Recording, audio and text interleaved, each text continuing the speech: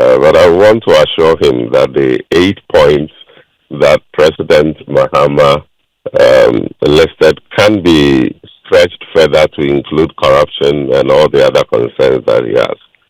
He has, on previous occasions, made strong points about fighting against corruption.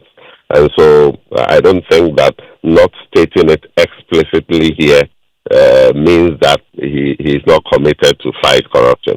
He has said that and he's committed to it.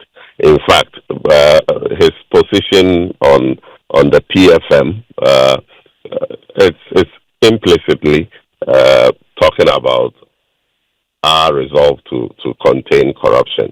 And so, yes, I agree that everybody will have that they would expect to hear the president talk about.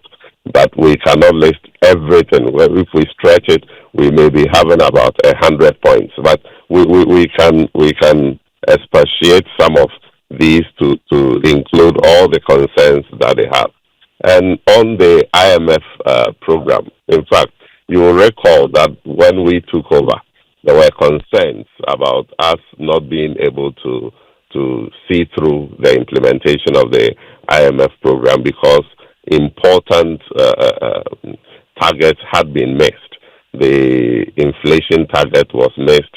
The primary balance target was missed. But government showed commitment to the implementation of the IMF program to the extent that some structural benchmarks that were to be achieved later in the year were achieved earlier than scheduled.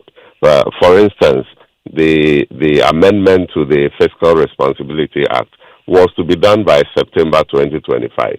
We achieved this through the maiden budget that we presented, and then we did that by March. We also did the streamlining of the earmark funds. That was to be done by the end of June this year. We were able to achieve that by March. So all these gave indication that we were serious with the implementation of the IMF program, and we were able to secure a staff level agreement.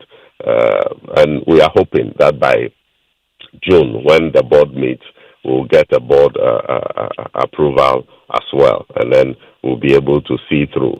We are committed to go through the program as it is now. We have given indication that, look, we inherited a fund program. We are committed to implement the fund program to conclusion.